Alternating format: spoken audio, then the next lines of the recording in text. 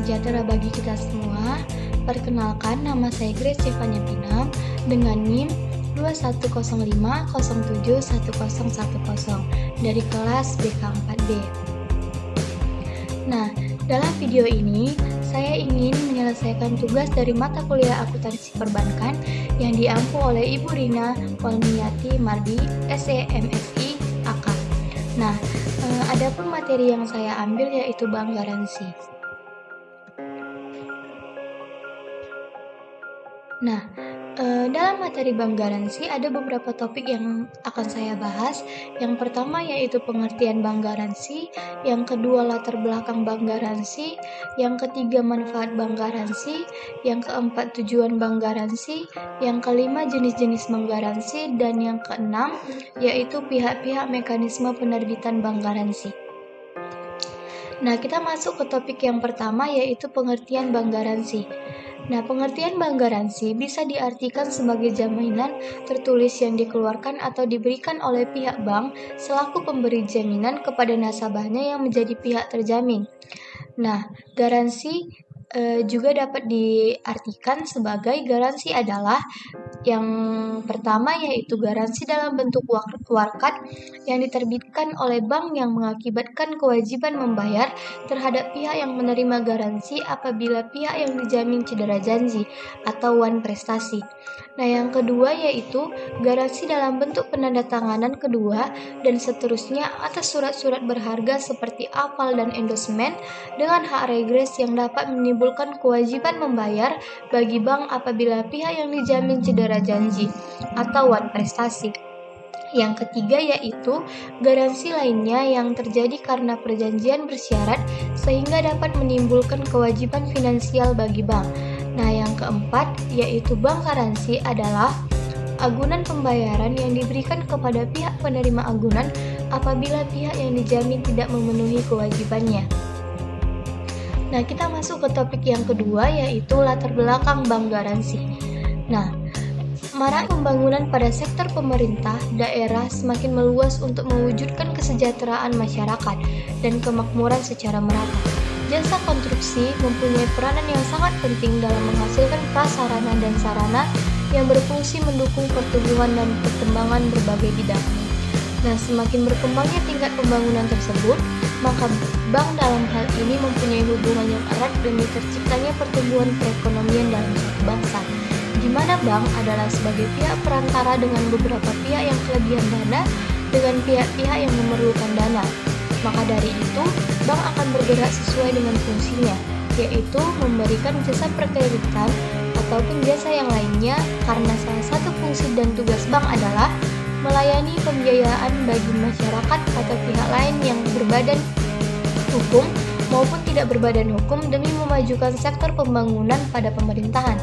Pembiayaan proyek sebagai suatu pembiayaan dari berbagai macam-macam sumber keuangan yang diperlukan untuk menilai, mendirikan, dan mulai bekerjanya suatu proyek bermodal besar, di mana pinjaman untuk proyek tersebut biasanya diberikan oleh suatu sindikasi bank.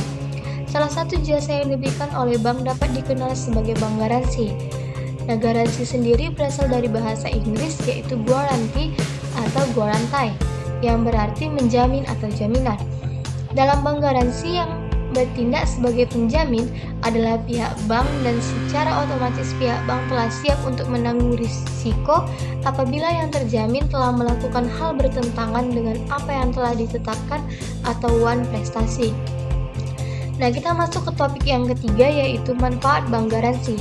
Adapun manfaat bank garansi antara lain, yang pertama sebagai sarana untuk memperlancar lalu lintas barang dan jasa, yang kedua penerima jaminan tidak akan menderita kerugian bila pihak yang dijamin melalaikan kewajiban, karena penerima jaminan akan mendapat ganti rugi atau pembayaran dari bank. Yang ketiga, dalam prakteknya, bank garansi dapat dibedakan menjadi beberapa jenis, di antaranya bank garansi untuk tender, bank garansi untuk penerimaan uang muka kerja, bank garansi untuk pelaksanaan pekerjaan, bank garansi untuk pemeliharaan, bank garansi kepada maskapai pelayaran, bank garansi untuk pita cukai tembakau, dan bank garansi untuk perdagangan, serta yang lain-lain. Nah, kita masuk ke topik yang keempat yaitu tujuan bank garansi. Yang pertama yaitu sebagai alat untuk menjadikan mudah atau menjadikan lancar suatu perdagangan barang dan jasa, menghilangkan kekhawatiran penerima jaminan bahwa tidak akan mengalami kerugian apabila pihak yang dijamin tidak dapat memenuhi atau lalai terhadap kewajiban. Yang kedua, memberikan rasa aman dan tentram dengan berupaya, baik untuk bank garansi ataupun pihak lain, menumbuhkan rasa yang bisa dipercaya satu sama lainnya antara pemberi jaminan, yang dijaminkan, serta yang menerima jaminan. Yang ketiga, untuk bank garansi bertujuan sebagai pemberi fasilitas ataupun memudahkan dalam melancarkan aktivitas transaksi nasabah dalam hal pengerjaan suatu usaha atau proyek, memperoleh keuntungan dari biaya yang harus dibayar oleh nasabah dan juga jaminan lawan yang diberikan. Nah, yang keempat atau yang terakhir yaitu untuk pemegang jaminan, tujuan bank garansi adalah sebagai pemberi keyakinan bahwa pemegang jaminan tidak akan mengalami rugi apabila pihak yang dijaminkan lalai terhadap kewajibannya, karena pemegang jaminan akan memperoleh ganti rugi dari pihak perbankan yang mengeluarkan bank garansi tersebut. Nah, kita masuk ke topik yang kelima yaitu jenis-jenis bank garansi. Adapun jenis-jenis bank garansi terbagi menjadi 5. Yang pertama yaitu bank garansi pelaksanaan atau performance bond. Yang kedua, bank garansi untuk tender atau bid bond atau tender bond. Yang ketiga, bank garansi untuk pelaksanaan pekerjaan atau performance bond. Yang keempat yaitu bank garansi untuk pemeliharaan yaitu retention bond. Nah, yang kelima yaitu bank garansi untuk kita cukai. Nah, adapun topik yang terakhir yaitu pihak-pihak mekanisme penerbitan bank garansi. Nah, adapun pihak-pihak mekanisme penerbitan bank garansi ini ada 3, yaitu penjamin, terjamin, dan penerima jaminan. Nah, arti dari penjamin adalah bank yang menerbitkan jaminan bank kepada nasabah. Arti dari terjamin adalah nasabah atau kontraktor sebagai pihak yang dijamin atau nasabah yang melakukan permohonan kepada bank untuk menerbitkan jaminan bank. Nah, yang ketiga yaitu penerima jaminan adalah pihak ketiga atau pemilik proyek yang menerima jaminan atas suatu perjanjian dengan pihak terjamin atau pihak yang menerima jaminan atas suatu konsekuensi kesalahan yang dilakukan oleh pihak terjamin.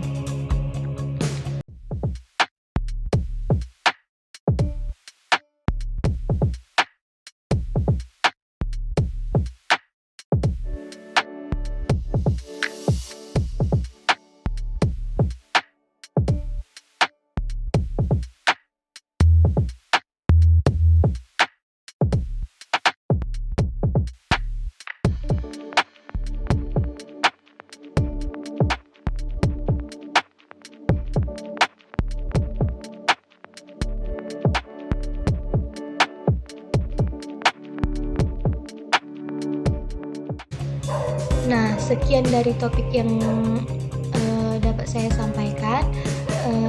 Mohon maaf apabila masih terdapat banyak kekurangan, karena di sini kita sama-sama belajar. Semoga materi yang saya sampaikan ini dapat bermanfaat bagi kita semua. Sebelumnya, terima kasih. Saya pamit undur diri.